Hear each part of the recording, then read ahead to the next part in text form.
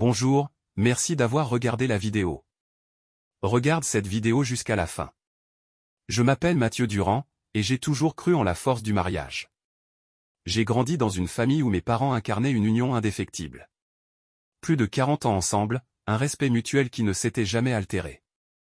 Je les revois encore, assis sur leur terrasse les soirs d'été, silencieux, simplement heureux d'être l'un avec l'autre. Leur complicité ne s'était jamais fanée, et je n'avais jamais envisagé pour moi autre chose qu'un amour aussi solide, une vie construite sur cette même confiance inébranlable. Puis j'ai rencontré Clara Morel. C'était durant ma 2e année d'université, et si moi j'étais discret, toujours en retrait, elle attirait tous les regards. Elle était mon opposée, pleine d'énergie, entourée d'amis, toujours au centre de l'attention. J'aurais pu me sentir écrasé par sa présence, mais au lieu de cela, elle m'a ouvert un monde nouveau. Elle riait à mes remarques les plus anodines, me poussait à sortir de ma réserve, et contre toute attente, c'est moi qu'elle avait choisi. 2 ans après la fin de nos études, nous nous sommes mariés. Un mariage simple, entouré de nos familles et de quelques amis proches. Clara rayonnait ce jour-là, et pas seulement à cause de sa robe épurée, mais par la lumière qui émanait d'elle. J'étais convaincu d'être l'homme le plus chanceux du monde. Les premières années passèrent comme dans un rêve, une suite parfaite de petits bonheurs partagés. L'arrivée de nos filles, Élise et Manon, donna à notre couple une nouvelle dimension. Elles étaient notre plus grande fierté, l'évidence même que nous avions bâti quelque chose de beau. Nos week-ends se déroulaient entre promenades au parc et anniversaires organisés avec soin. Les soirées, une fois les filles couchées, étaient consacrées à échanger sur les moments précieux de la journée. Notre maison était pleine de rires d'enfants, d'un désordre joyeux qui nous rappelait chaque jour la richesse de notre vie. J'étais persuadé d'avoir tout ce dont un homme pouvait rêver. Certes, il y avait le stress du travail, les nuits trop courtes, la fatigue accumulée. Mais nous faisions face ensemble. Clara avait lancé son entreprise avec succès, et de mon côté, ma carrière avançait sans accroc. Nous avions trouvé notre équilibre. Chaque soir, en franchissant la porte et en voyant Élise et Manon courir vers moi pour m'accueillir, pendant que Clara préparait le dîner avec ce sourire chaleureux, j'étais convaincu que rien ne pouvait briser ce que nous avions construit. Mais les fondations les plus solides peuvent dissimuler des failles invisibles. Des fissures imperceptibles qui s'agrandissent sans qu'on y prête attention, jusqu'à ce qu'il soit trop tard. Un soir, alors que Clara était en train de ranger quelques affaires dans la cuisine, son téléphone vibra sur le plan de travail. Par réflexe, mon regard glissa vers l'écran. Je n'avais pas prévu de lire quoi que ce soit, mais le message apparut brièvement avant que l'écran ne s'éteigne. Mon cœur s'arrêta net. Je pense à toi. Hier soir était inoubliable. Le silence de la pièce devint assourdissant. Pendant quelques secondes, je restais figé, incapable d'assimiler ce que je venais de voir. Mon esprit cherchait une explication rationnelle, mais il n'y en avait aucune. Le prénom affiché sur l'écran en Grégoire ne me disait rien. Pourtant, ces quelques mots suffisaient à tout faire basculer. J'étais là, debout dans cette cuisine, et en un instant, tout ce que je croyais connaître s'effondrait. Clara continua de vaquer à ses occupations comme si de rien n'était. Pendant une fraction de seconde, j'ai voulu croire qu'il s'agissait d'un malentendu. Mais quelque chose dans mon ventre me disait que non. Ce que je découvris ensuite ne fit que confirmer l'évidence. Clara ne menait pas seulement une double vie, elle le faisait avec une désinvolture qui me glaça le sang. Ses sorties tardives, ses nouveaux vêtements, ce sourire distant qu'elle m'offrait parfois. Tous ces signes que j'avais refusé de voir, parce que je ne pouvais pas imaginer que la femme que j'aimais en était capable. La confrontation ne tarda pas. Elle ne nia pas. Elle ne pleura même pas. Sa voix resta posée, presque calme. Ce n'est pas ce que tu crois. Ces mots résonnèrent comme une insulte. Grégoire m'apporte ce dont j'ai besoin en ce moment. Ça ne remet pas en question ce que nous avons. Le choc fut tel que je ne trouvais même pas les mots pour répondre. Clara parla d'ennui, de routine, d'un besoin de retrouver une forme de liberté. Comme si ce qu'elle avait fait était normal, presque excusable. Elle alla même jusqu'à me proposer une relation libre, comme une solution pragmatique pour que nous puissions retrouver un équilibre. Ce soir-là, je compris que je ne la connaissais plus. Ou peut-être que je ne l'avais jamais connue. Les jours qui suivirent furent un tourbillon de confusion et de douleur. Mon cœur oscillait entre rage et tristesse. Mais une chose était claire, je ne pouvais pas continuer ainsi. Après des heures d'hésitation, je pris rendez-vous avec un avocat. Il m'expliqua froidement ce que cela impliquait. Mathieu, vous êtes marié sous le régime de la communauté de biens. Tout ce que vous possédez ensemble sera partagé à parts égales. La maison, les comptes, les actifs. Je compris que j'allais perdre bien plus qu'une épouse. Les juges donnaient systématiquement la garde principale au maire, ce qui signifiait que Élise et Manon ne vivraient plus sous mon toit. Vous les verrez un week-end sur 2, précisa l'avocat, comme si cela n'avait rien d'extraordinaire. Cette perspective me brisa plus encore que l'infidélité de Clara. Comment pouvais-je me résoudre à ne plus voir mes filles tous les jours? Comment accepter que celle qui avait détruit notre famille obtienne la part du lion, simplement parce que la loi était de son côté? L'injustice de la situation était insupportable, mais j'avais compris une chose essentielle, Clara s'était déjà préparée à ce scénario. Elle savait ce qu'elle faisait. Elle avait anticipé les conséquences et avait choisi de les assumer. C'est moi qui étais pris au piège, encore en train de me débattre dans des illusions qui n'avaient plus lieu d'être. Je n'avais plus d'autre choix que d'accepter l'inacceptable. Trouver un moyen de survivre à cette déchirure. Apprendre à reconstruire ma vie sur les ruines de ce que j'avais cru être un amour éternel. L'avocat me fixa un instant, comme s'il lisait en moi. Sa voix s'adoucit légèrement. Mathieu, soyons honnêtes. Beaucoup de mes clients me disent qu'ils veulent divorcer, mais ils ne réalisent pas à quel point cela peut coûter cher financièrement et émotionnellement. Parfois, il vaut mieux trouver une autre solution. Une froide vérité se répandit en moi comme un poison lent. Toute la colère que j'avais contre Clara, toute la douleur de sa trahison, rien de tout cela ne changeait le fait que, quoi que je fasse, j'étais le perdant dans cette histoire. Même si je partais, elle gagnerait toujours. Pire encore, je risquais de perdre Élise et Manon. Quand je rentrais chez moi ce soir-là, la maison était silencieuse. Clara était dans le salon, plongée dans un livre, comme si rien ne s'était passé. Je passais devant elle sans un mot, murmurant une salutation automatique avant de fermer la porte de mon bureau derrière moi. Je n'avais pas le choix. Pas vraiment. Pour mes filles, pour leur équilibre, je devais rester. Peu importait à quel point je me sentais trahi, humilié, brisé. Je devais tenir bon pour elles. Cette nuit-là, je restais éveillé, les yeux rivés au plafond, mon esprit pris au piège d'un tourbillon de pensées sombres. J'avais tout perdu, mais j'essayais encore de sauver ce qui pouvait l'être. Un sacrifice silencieux, que personne ne connaîtrait jamais. Mais pour Élise et Manon, je devais l'endurer. Je n'avais pas d'autre choix. Les semaines qui suivirent furent floues. Je fonctionnais comme une machine. Travail, maison, un sourire forcé pour rassurer mes filles. Mais à l'intérieur, j'étais vidé. La douleur ne s'atténuait pas, et la décision de rester, censée préserver une forme de normalité, devenait un poids écrasant. Un matin, alors que l'aube peignait la ville d'une lumière pâle, je mis mes baskets et sortis courir. Je n'avais pas prémédité ce geste, c'était un instinct, une pulsion de fuite. Après quelques centaines de mètres, ma respiration était déjà hachée, mes poumons en feu. Mais ce n'était pas une douleur émotionnelle, c'était un épuisement physique, concret, tangible. Et c'était étrangement apaisant. Les jours suivants, je recommençais. Au début, je ne tenais pas plus de quelques kilomètres, mais avec le temps, mes foulées s'allongèrent. Courir devint mon exutoire, mon seul moment de clarté. Chaque matin, avant que la ville ne s'éveille, je traçais mon chemin dans les rues désertes. Au fil des semaines, je courais 10, puis 12 kilomètres par jour. Ce n'était plus un simple exercice, c'était une façon d'échapper à ma réalité. Mais je savais que cela ne suffisait pas. Il me fallait quelque chose qui nous ramène, Élise, Manon et moi, à une forme de bonheur. Un soir, alors que je regardais mes filles feuilleter un vieil album photo, je les vis sourire en revoyant les clichés d'un camping que nous avions fait il y a des années. Elles se souvenaient des nuits sous la tente, des marshmallows grillés, des histoires racontées au coin du feu. Un éclat de nostalgie s'alluma dans leurs yeux. Le lendemain, je pris une décision. Je vendis ma voiture et achetai un camping-car. Un modèle robuste, fait pour l'aventure. Une dépense importante, mais je savais que cela en valait la peine.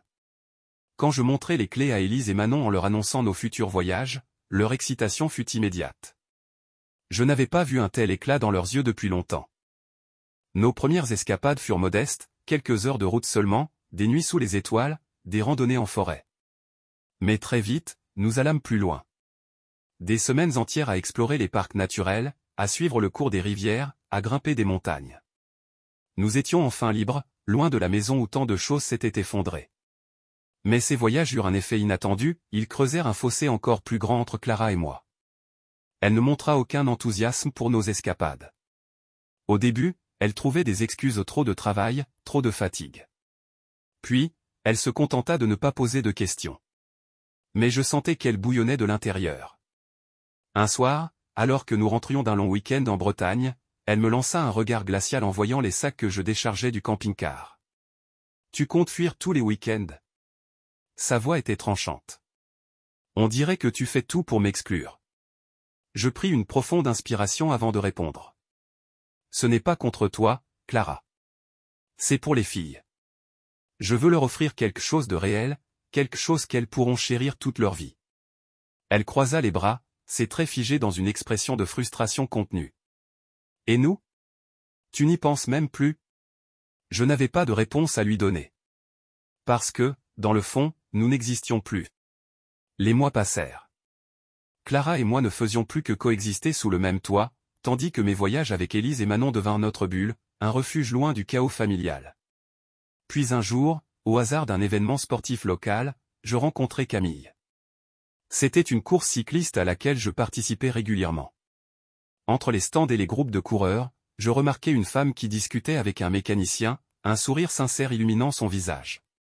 Ce fut elle qui m'adressa la parole en premier.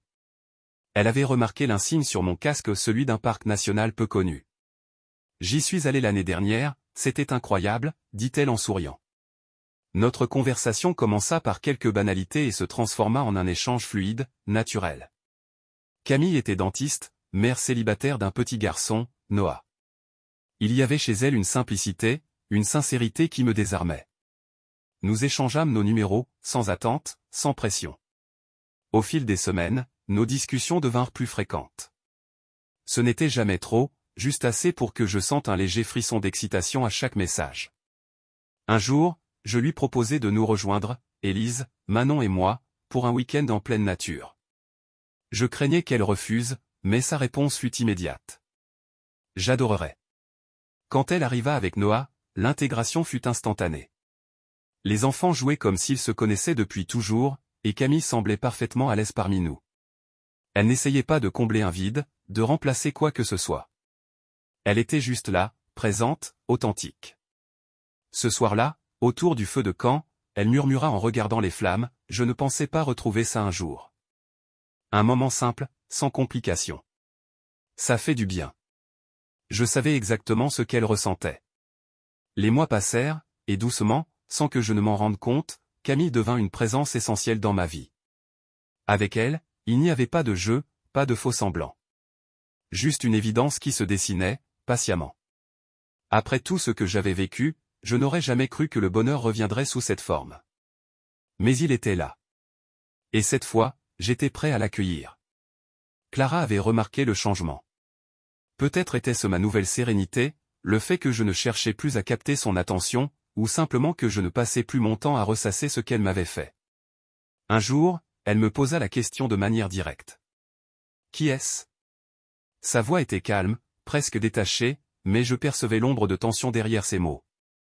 Je marquai une pause, surpris par sa franchise. « Camille. » Je n'ajoutai rien de plus. Il n'y avait rien à cacher. Elle hocha lentement la tête, but une gorgée de son café et murmura d'un ton neutre, « Donc, tu passes du temps avec elle ?» Oui. On s'est rencontrés lors d'un événement sportif. Elle est quelqu'un de bien. Et les filles l'aiment beaucoup. Son regard se durcit imperceptiblement, bien qu'elle s'efforçât de sourire. Je vois. Et son fils? Noé, c'est ça?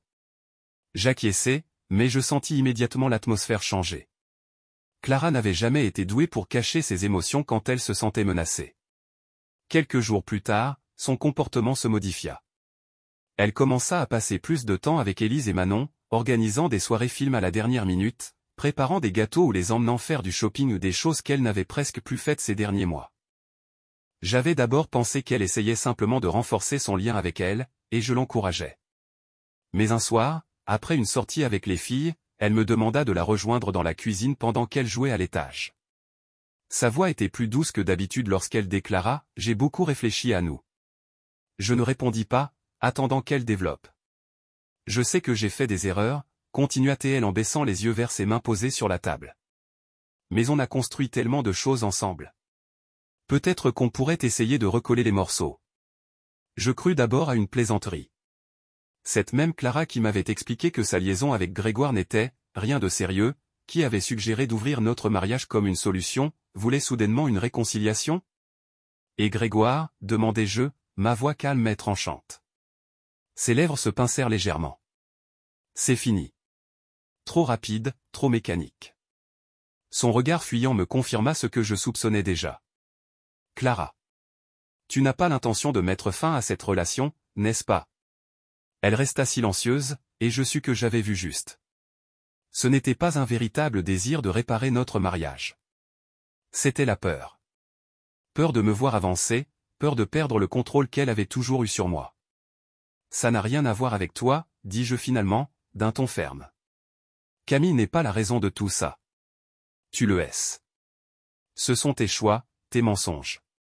Et maintenant que j'arrête enfin de me consumer pour toi, tu réalises que tu ne m'as plus sous ton emprise. Elle voulut répondre, mais aucun argument honnête ne pouvait venir. Au lieu de cela, elle soupira et son regard se fit plus dur. Je voulais juste qu'on essaie, murmura-t-elle, presque avec défi. Je secouai la tête, me redressant légèrement. Tu as déjà eu ta chance, Clara. Plus d'une fois. Mais je ne suis pas un pion que tu peux déplacer à ta guise. Son visage se ferma instantanément. Elle se leva brusquement, d'un geste sec, et lâcha d'un ton tranchant, tu verras, ce ne sera pas aussi simple que tu le crois. Je restai seul dans la cuisine, partagé entre un profond soulagement et une tristesse résiduelle. Ce n'était pas une tentative sincère de recoller les morceaux, juste un dernier coup désespéré pour s'accrocher à quelque chose qu'elle pensait être sien. Je pensais à Camille, à sa sincérité, à sa douceur, à la simplicité avec laquelle elle était entrée dans ma vie. Et à cet instant, je sus que j'avais enfin brisé les chaînes qui me retenaient prisonnier de Clara. Il n'y avait plus de retour en arrière. Le jour où je déposai officiellement la demande de divorce fut l'un des plus difficiles et des plus libérateurs de ma vie. Après des mois de manipulation, de trahison et de doute, j'avais enfin une direction claire. Ce n'était plus une question de si, mais de comment. J'avais tout soigneusement préparé. Pendant des semaines, j'avais rassemblé des preuves, non seulement de son infidélité, mais aussi de son absence dans la vie des enfants. J'avais documenté chaque événement scolaire manqué, chaque sortie annulée, tous ces moments où Élise et Manon demandaient après leur mère et où je n'avais pas de réponse satisfaisante à leur donner. L'avocat que j'avais engagé était méthodique. Il structura notre dossier de manière implacable, exposant une vérité impossible à réfuter. Ce n'était pas par vengeance. Je voulais simplement offrir à mes filles un environnement stable et aimant. Un foyer où elles seraient une priorité. Le procès fut plus intense que je ne l'avais imaginé. Clara n'était pas prête à perdre sans se battre. Elle insista sur son rôle de mère, arguant que les enfants avaient besoin d'elle, m'accusant de vouloir les éloigner d'elle. Mais les preuves parlaient d'elles-mêmes. Lorsque la juge rendit sa décision, ce fut comme si je respirais à nouveau pour la première fois depuis des années. J'obtins la garde exclusive des filles. Clara eut droit à des visites, mais sous conditions strictes.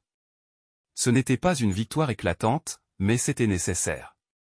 Le jour où elle quitta la maison, il n'y eut ni cri, ni scandale. Juste un silence lourd. Élise et Manon étaient chez Camille, protégées de ce moment difficile. Clara finit de charger ses affaires dans sa voiture et s'arrêta une dernière fois avant de partir. « J'espère que tu sais ce que tu fais, Mathieu. » Sa voix n'était plus agressive, juste fatiguée. Je ne répondis pas. Il n'y avait plus rien à dire. Quand la porte se referma derrière elle, je restai un instant immobile. Tout était fini. Mais il restait encore un long chemin à parcourir. Dans les semaines suivantes, la maison retrouva peu à peu de la vie. Camille et Noé étaient souvent là, et nous formions progressivement une nouvelle normalité. Élise et Manon semblaient plus heureuses, plus légères. Clara, elle, s'effaça de nos vies. Les visites étaient rares et distantes. Parfois, je croisais son regard lorsqu'elle venait voir les filles, et je savais qu'elle regrettait. Mais c'était trop tard. Avec Camille, tout était simple. Pas de jeu, pas de manipulation. Juste une relation honnête, sans pression.